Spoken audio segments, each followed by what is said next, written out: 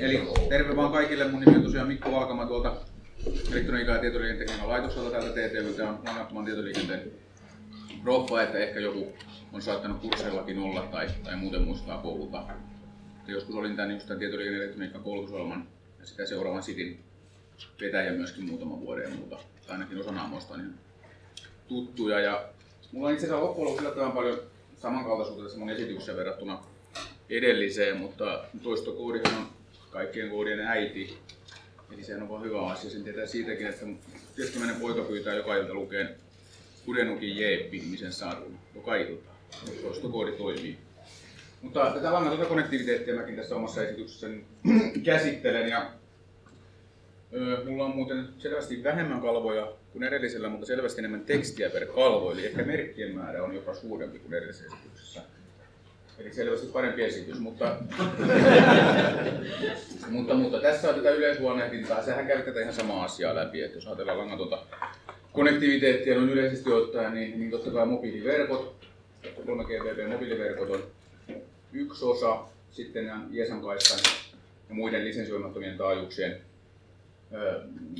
lisensioimattomalla taajuuksella toimivien verkkojen, mistä kaikki varmasti tietää tosiaan VLAN-verkot ja muuta, mitä tuossa on mainittu. Nämä LoRa ja Sigfox, mitä säkin myös toit esille, niin ne todella myöskin toimii täällä lisensioimattomalla taajuuksella. Siitä ehkä voi kuriositeettina mainita, että Suomessa ainakin tosiaan Digita rakentaa yhtä tämmöistä LoRa-verkkoa ja sitten Etteplan-niminen firma rakentaa toista. Ja Sigfox-teknologiaa myöskin on tämmöinen Connected Finland-niminen firma, joka meinaa tarjota sitä palvelua. Mä en tiedä sitä, kuka sitä verkkoa rakentaa, mutta semmoisia nyt ihan pienellä googlettelemisella saa itse selville. Mutta ihan mielenkiintoisia juttuja nekin. Ja tietysti ne on vahvasti mobiiliverkon kilpailijoita, jos ajatellaan niin tämmöistä wide area konnektiviteettiä, että pitäisi kattaa tosiaan isoja maantieteellisiä alueita. Että totta kai nämä lyhyen kantaman sensoriteknologiat, mihin ehkä lopulta isoin osa sun esityksestä keskittyy, niin kuin Bluetooth ja Zigbee ja nämä, niin totta kai siinä niin se yhteisetäisyys on tyypillisesti metrejä tai muutamia kymmeniä metrejä, kun taas mobiiliverkoissa pääpaino on totta kai tämmöisissä wide area ratkaisuissa, että voidaan kattaa erittäin suuria maantieteellisiä alueita ja mahdollisesti yhdellä solulla jopa tosiaan 10 kilometrien säteitä ja niin samaan pohjautuu, tai samaan pyrkii myöskin nämä LoRa ja Sigfox. Tietysti osittain tulee laitteiden käyttämistä lähetystehoista, että minkälaisilla tehoilla laitteet lähettää, että signaali saadaan kuuluun pidemmälle, mutta myöskin sitten näistä taajuuksista, että varsinkin siellä 2,4 ja 5 GHz ISM-kaistoilla laitteet, niin path-lossit on niin suuria jo, että kantamat on luonnostaan lyhyempiä, kun taas sitten esimerkiksi nämä LoRa ja Sigfox oli siellä vähän alle 900 MHz taajuudella, missä myöskin tietysti mobiiliverkolla on taajuuksia, että 900 on paljon verkkoja ja 800 nyt on LTE-verkoissa sitten uutta taajuutta ja 700 sinne kovasti nykyään jumpataan, että periaatteessa LTE-standardista muuten löytyy solukoko 100 kilometriä, että LTE-teknologialla pystytään tekemään 100 kilometrin radioliikkeellä kyllä. Niin se on siinä mielessä hyvin vaikuttavaa. Mä en sen kummemmin tässä nyt yritäkään lopata, vaikka seuraavana taitaa ollakin operaattorivuorossa, niin tietysti mun mielestä kannattaisi lopata näitä mobiiliverkkoteknologioita. Mä en sen kummemmin loppaa, mutta ehkä sen voi todeta, että jos ajattelee, mitä mä oon tässä vähän sketsaillut tämmöistä, että kaikkihan nämä tosiaan pyrkii niin kuin verkottaan laitteita ja koneita toisiinsa langattomasti, mutta että tavallaan mikä ehkä mobiiliverkot voi erottaa tämmöisistä vapaiden taajuuksien käyttöön perustuvista tekniikoista on tietyllä tavalla just se luotettavuus, että ISM-kaistan tekniikoissa esimerkiksi niin ne radio access-menetelmät yksinkertaisesti on semmoisia, että kun laitetaan tarpeeksi laitteita tietylle alueelle, niin ne verkot vaan menee tukkoon, kun taas uusimmat mobiiliverkot kaikki toimii sillä tavalla, että se verkko aina sanoo kaikille laitteille, että tällä ja tällä aikahetkellä, tällä ja tällä taajuuslotilla on sun vuoro lähettää tai vastaanottaa. Eli se tavallaan skeduloi sen kaiken liikenteen ja hallitsee sitä kokonaisuutta, kun taas nämä tämmöiset niin kuin vapaan kaistan tekniikat niin on enemmän tai vähemmän aina tällaisia ad-verkkoja, että ne perustuu yritykseen ja erehdykseen. Ja se yritys ja erehdys menee aina sitten tukkoon, kun tuodaan tarpeeksi laitteita. Vaikka kaikki tietää VLAN tukiasemaan, että se pohjautuu tähän samaan CA-periaatteeseen, eli tämmöiseen carrier sense multiple access ja collision avoidance tekniikkaan, että siellä vaan niin kuin tavallaan yrityksellä ja erehdyksellä, tietyllä sensoroinnilla yrityksellä ja erehdyksellä käytetään sitä taajuutta, eikä sen kummemmin kukaan ole pohjimmiltaan vastuussa, että mitä siellä tapahtuu. Eli jos ajatellaan sitten tällaisia hyvin suurta luotettavuutta vaativia esimerkkejä, vaikka jotakin, jos haluttaisiin vaikka langattomasti ohjata jotain isoa kokonaista teollisuuslaitosta, joka on täynnä joku tuotantolinja, jotakin sensoreita, jossa koko aika mitataan jotain ja säädetään jotain valmistusprosessia sen mukaan reaaliaikaisesti, tai sitten vaikka langattomasti ohjataan jotain isoa työkonetta, isoa robottia vaikka, niin mä en kyllä henkilökohtaisesti koskaan lähtisi tekemään sitä tällaisen ISM-kaistateknologioiden kautta, koska pohjimmiltaan kuka tahansa voi kävellä sinne ja laittaa huonoimmillaan niin läppäristä tai puhelimesta sen oman ISM-kaistan lähetteen päälle ja se rikkoo sen järjestelmän. Sille ei vaan voi yksinkertaisesti mitään. Pohjimmiltaan luotettavuutta on hyvin hankala rakentaa niin vapaiden. Jos puhutaan niin äärimmäisestä luotettavuudesta, vaikka tosiaan niin reaaliaikaisesta suuren työkoneen ohjaamisesta langattomasti, nehän on vähän sellaista futuristista juttua vielä, mutta sen tapaisiin skenaarioihin niin 5G-mobiiliverkkojen kehittäminen tietyllä tavalla pohjaa. Tai hakee teknologisia ratkaisuja, joka mahdollistaisi myöskin sellaiset asiat. Eli siellä monesti puhutaan, että ei välttämättä aina puhuta pelkästään siitä tosi suuresta laite- ja sensorimäärästä, vaan tämmöinen termi ultra reliable, ultra low latency communication, eli erittäin suuri luotettavuus ja matala latenssi. Matala latenssi tarkoittaa sitä, että bitit saadaan hyvin pienellä viiveellä siirrettyä se radiolinkin yli ja vieläpä luotettavasti. Että nämä kaksi asiaa on muuten, niin kaikki muistaa mitä äiti on opettanut, että nämä kaksi asiaa on hyvin hankalasti ristiriidassa toisiaan. Että luotettavuus yleensä rakennetaan toistamisen, lomittelun ja tämmöisen kautta radiolinkkeihin ja koodaamisen kautta, kun taas se yleensä sitten kasvattaa latenssia. Että se on kombinaationa siinä mielessä hyvin haastava. No joo, tuolla on sitten myöskin mainittu nämä, mitä myöskin edellinen esittää vähän sivuus, että totta kai niin kuin mobiiliverkon pääkehitys on pohjautunut niin kuin mobile broadband sovelluksen tavallaan parantamiseen, että mobile broadband on niin kuin langaton laajakaista, mobiililangaton laajakaista on tietysti se pääsovellus ollut tähän asti ja tavallaan on edelleen. Mutta sitten esimerkiksi LTE-verkkoon on niin ihan standardoinnissa rakennettu tämmöiset LTE-M ja Narrowband IoT-versiot, jotka molemmat on osana uusinta LTE-verkon standardia Release 13, joka sitten mahdollistaa tosiaan huomattavasti pienemmän energiakulutuksen niille laitteille, tämmöisille IoT-tyyppisille sensorilaitteille. Että on hyvin luotettavia laskelmia muun muassa tästä Narrowband IoT-teknologiasta, jonka standardi tuli kesällä valmiiksi, että jopa 15 vuoden akun kesto tämmöisellä tyypillisellä akulla, minkä säkin viittasit, niin 15 vuotta on laitteen käyttöikä siinä verkossa tietyissä applikaatioissa tietyillä liikennemallilla. Totta kai se riippuu siitä, että minkälaista sensoridataa se applikaatio heittää, että heittääkö se tosiaan muutaman bitin tai tavun sekunnissa vai minuutissa vai tunnissa vai viikossa vai kuukaudessa. Että hyvin paljon riippuu siitä, että mitä se sensori mittaa ja mitä se kommunikoi sinne pilveen tai verkkoon. Joo. Tässä mä oon vielä vähän ehkä jaotellut tätä aihepiiriä tällä tavalla, että osa porukasta puhuu esineiden internetistä, sitten osa puhuu teollisesta internetistä. Se on tietenkin tietyllä tavalla virittynyt alalaji mun mielestä esineiden internetistä tai Internet of Thingsista, että täällä tietysti se pääpaino on tosiaan teollisissa sovelluksissa ja koneiden ohjaamisessa ja prosessien ohjaamisessa ja teollisuusautomaatiossa, langattomassa automaatiossa ja ehkä kaiken kaikkiaan niin kuin ICT-teknologian paremmassa soveltamisessa perinteisen teollisuusaloilla liittyy tähän yleiseen digitalisaatiokehitykseen tietysti vahvasti. Mutta että tietyllä tavalla nämä kaksi päälinjaa, toinen on nimenomaan se, että erittäin suuri laitemäärä sensoreita verkkoon kiinni, tai sitten toinen linja on nimenomaan se erittäin suuri luotettavuus ja erittäin pieni latenssi hankalissakin toimintaympäristöissä. Jos ajatellaan vaikka jotain kaivoksia tai muuta tämmöisiä, missä niin radiosimmäinen propagaatio on hyvin haastavaa, niin sinne erittäin luotettavia matala latenssin radiolinkkien rakentaminen on tietenkin täysin oma haasteensa.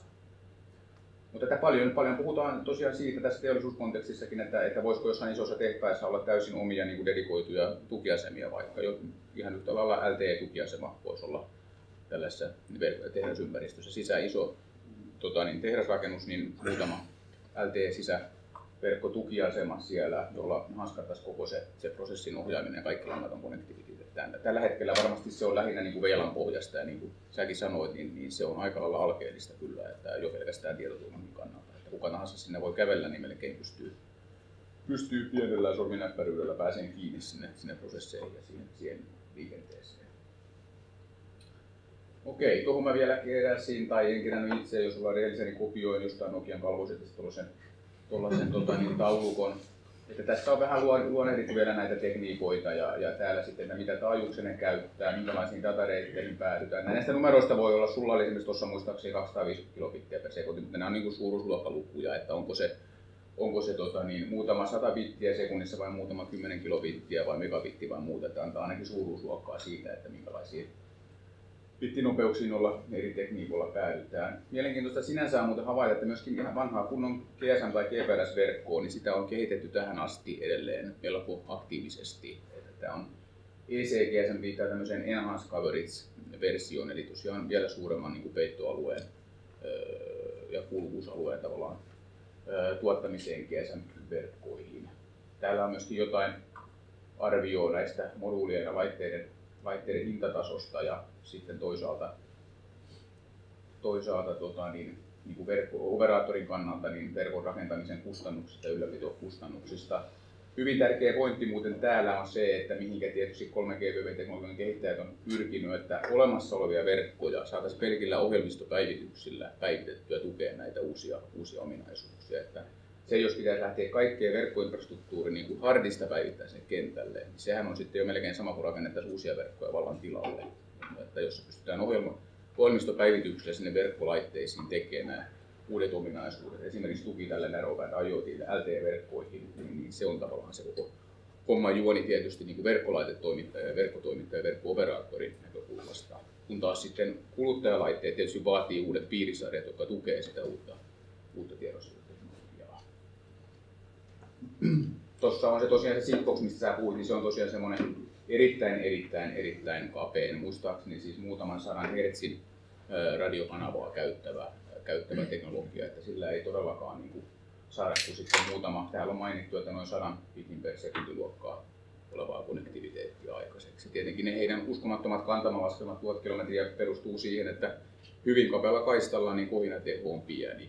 Ja siihen aina pohjautuu se, että minkälainen radiolinkin tietyllä lähetysteholla, niin minkälainen kuuluvuus kantama saadaan aikaan tietyllä keskitauilla, jolla on tietty vaimennus sitten radiosignaaleille.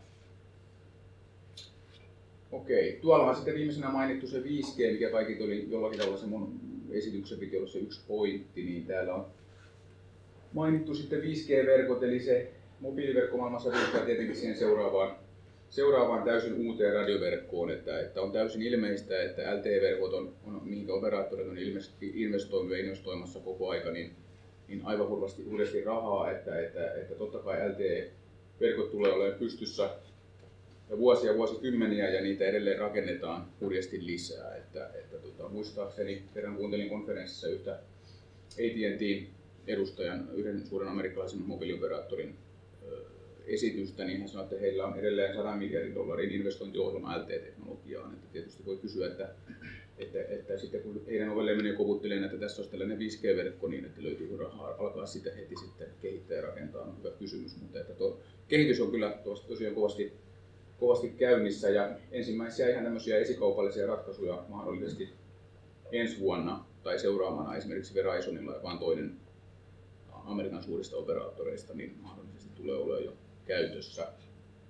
Ja mulla on tässä sitten tulee tiettyjä juttuja tästä 5G-asiasta seuraavaksi, että ensimmäinen tietysti nyt ehkä se aina se peruskysymys on se, että miksi, että eikö nyt jumalista ja nykyverkot riitä, mutta tietysti se yksi pääpointti on, mikä sivuaa tätä meidänkin tämän päivän teemaa on se, että tämä laitemäärä vaan kasvaa niin hurjasti. Tässä on vähän, että miltä tosiaan tutkimusyhtiöitä näitä ennusteita ottaa. En muista sanoitko, mistä se sun ennuste oli laitemääristä, mutta IDC ja Cisco on tässä tehnyt omia ennusteitaan, niin nimenomaan sieltä niin kuin IoT-laitteista se laitemäärä ja langatonta konnektiviteettia käyttäviä laitemäärien kasvu syntyy. Että täällä on joku yhtiö ennustanut jo, että tässä muutaman vuoden päästä se olisi niin 200 miljardia, kai toi luku nyt on sitten tuossa ennusteessa. Tietysti ennusteet on aina ennusteita, mutta selvää on, että nykyverkot ei tällaisia laitemääriä tietenkään tue. Ja sitten jos ajattelee vielä pikkusen pidemmälle tavallaan, että esimerkiksi autot on mielenkiintoinen sovellusalue, mikä mun mielestä myöskin muuten menee IoT-maailmaan. Että se nyt ei ole vain pieni laite, se on suuri laite, mutta laite kuin laite. Ja jos autot kaikki kytkeytyy langattomaan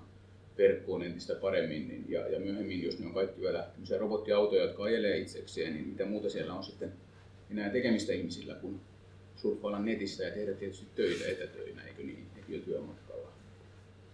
Että on tavallaan niin kuin paljon uusia skenaarioita, niin autot nimenomaan, robotiikka ja niin robotisaatio kaiken kaikkiaan yhteiskunnassa niin tuottaa nimenomaan sitä tendenssiä, että tarvitsee kehittää verkkoja eteenpäin, että ne tukee näitä uusia alueita ja suuria laitemääriä.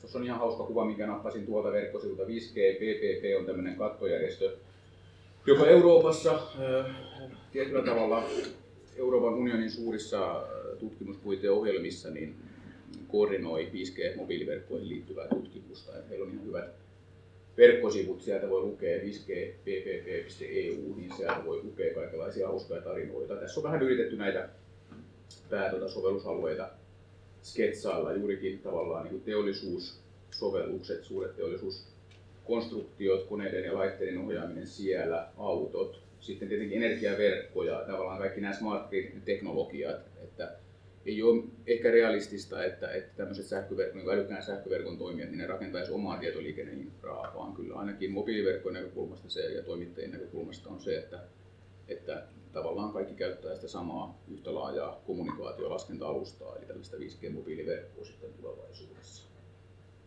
Totta kai terveydenhuolto ja sitten niin kuin viihdekäyttö. Ilman muuta niin kuin 5G-verkoissakin hyvä kuitenkin se perustotuus aina pitää mielessä, että kyllä se mobiililaajakaista, aina vaan parempi mobiililaajakaista on kuitenkin yksi merkittävä asia, minkä perusteella teknologiaa kehitetään eteenpäin. Että kun tavoitteita katsoo, niin hyvä suuruusluokkaluku on 10 gigabittiä per sekuntia, tämmöinen niin kuin peak rate, bitrate niin 5G-mobiiliverkoissa, että siihen sinne teknologiakehityksessä pyritään langattoman laajakaistan osalta. Ja toinen näkökulma on tietenkin sitten nimenomaan nämä IoT-applikaatiot ja suuret laitemäärät ja hyvin luotettava kommunikaatio. Tuohon nappasin tuolta juurikin tältä samalta verkkosivulta. Nyt jos tätä IoT-aihepiirien sivua, niin täällä on hauskoja tavoitteita listattu, että muun muassa tuossa on tällainen luku, että tulevaisuuden verkon pitäisi pystyä vähintään triljoona Amerikan Lontoon kielellä, eli onko se sitten 1000 miljardia, jos mä oikein tuon ymmärtänyt, niin 1000 miljardia laitetta pitäisi pystyä olemaan kytkeytyneenä koko verkkoon. No se on tietysti, että millaisella geografisella alueella, mutta täällä on sitten speksattu myöskin tämmöistä, että 4 kilometrillä vähintään 1 miljoona terminaalia tai laitetta pitäisi pystyä olemaan verkossa kiinni. Että missään nimessä nykyverkossa tämä ei onnistu. Sitten kun mä puhun siitä latenssista, niin ihan se radiorajapinnan latenssi niin pitäisi pystyä painamaan sinne millisekunnin luokkaan, niin silloin se itsessään ei ainakaan rajoita sitä muun muassa, vaikka sitten ihan semmoista suurten koneiden reaaliaikaista ohjausta tämmöisten radiolinkkien ylitteen. Että jos millisekunnissa saadaan bitit luotettavasti lähetettyä ja dekoodattua vastaanottopäässä oikein, niin silloin Ericssonilla muun muassa on hauskoja demoja jo, missä he ohjaa semmoista suurta kaivuria niin heidän oman testiverkkonsa yli. Sitten jos teknisiä tendenssejä vielä muuten ajattelee näihin 5G-verkkoihin liittyen, no ihan noin yleisesti ottaen, niin yksi pääsuunta on se, että spektriä pitää saada lisää, että saadaan lisää bittinopeutta ja lisää laitteita tuettua. Eli tavallaan nykyään kaikki mobiiliverkot, niin siellä on taajuuksia ainoastaan noin 3,5 GHz asti. Että siellä 700, 800, 900 on paljon hyviä taajuuksia suurille soluille, sitten on 1800, 1900, 2 GHz kieppeillä ja niin edelleen, 2,6 LTE-verkolla taajuutta ja sitten 3,5 giganurkilla on myöskin vielä periaatteessa mobiiliverkolle soveltuvaa taajuutta, mutta siitä eteenpäin niin tällaiset maailmankattojärjestöt ei ole vielä osoittanut mobiiliverkolle mitään suurempia taajuuksia, mutta se on se yksi päätendenssi, mihin pyritään, että suurempiin taajuuksiin, koska siellä on enemmän vapaata spektriä ja ihan aina niin kuin millimetriaaltotaajuuksille saakka, joka viittaa taajuusalueeseen 30 GHz ylöspäin. Että tulevaisuuden verkot voisi toimia tosiaan huomattavasti suuremmilla taajuuksilla. Se ehkä hiukan huonosti linkittyy sitten siihen niin tavallaan yhden solun tavallaan laajaan kattavuusalueeseen tai kuuluvuusalueeseen, että tietysti siinä hyvin suurilla taajuuksilla päätlossi myöskin on erittäin suuri. Että silloin verkkoja tarvitsee tiivistää merkittävästi ja tukiasemia tulee tiheämmin. Että tavallaan ne 10 kilometrien säteet on tosiaan aina toteutuu siellä pienillä keskitaajuuksilla, mutta sitten jos mennään suurille taajuuksille, niin verkon tiheys voi olla vaikka enää muutamia satoja metriä tai kymmeniä metrejä, että tukiasema on niin tiheästi, varsinkin kaupunkialueella, missä kapasiteettia tarvitaan paljon. Tosin kuljetusjärjestelmä voi sanoa, että kyllä nyky LTE-verkoissa suurissa kaupungissa, vaikkapa Tukholmassa muistaakseni, niin LTE-verkon tiheys on noin 200 metriä suuruusluokkana. Että siellä on tukiasemia keskimäärin noin 200 metrin välillä. Että kyllä ne melko tiiviitä on siinä mielessä jo nykyäänkin nämä uusimmat mobiiliverkot.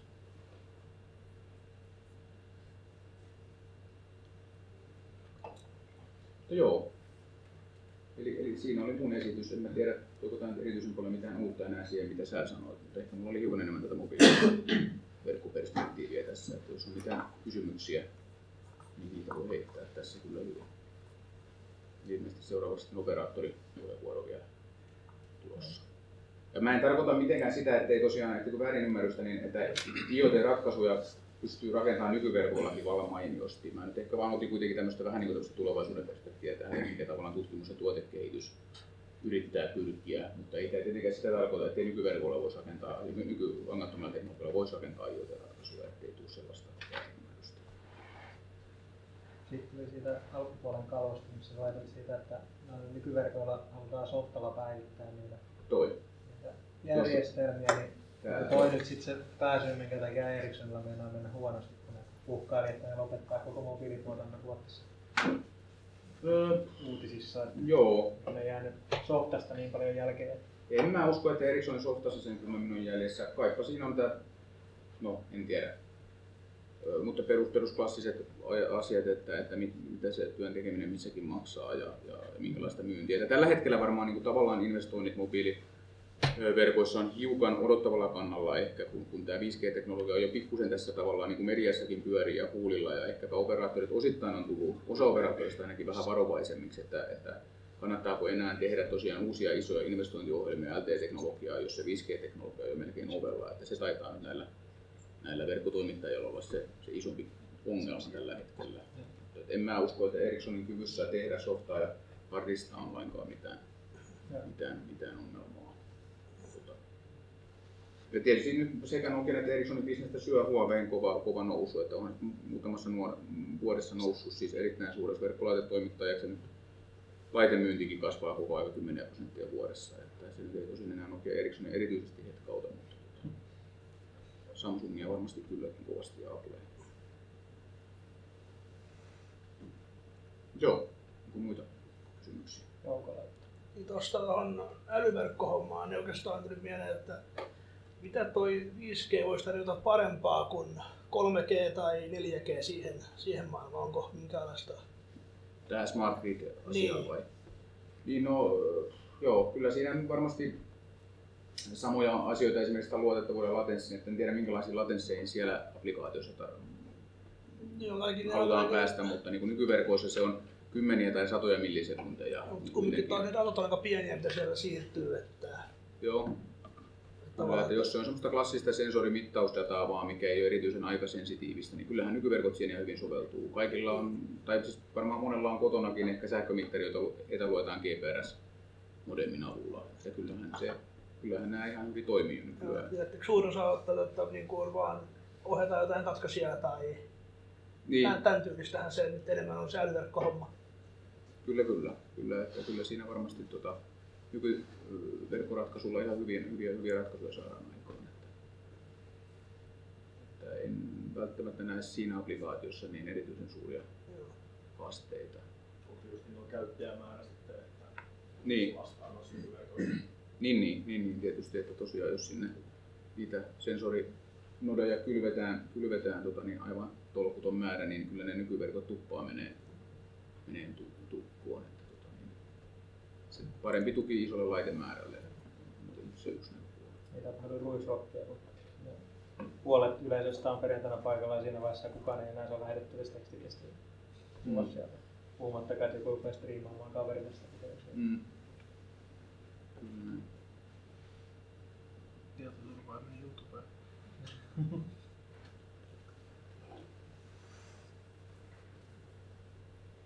No joo, jos ei ole muuta kysymyksiä, niin kiitoksia vaan mun puolesta.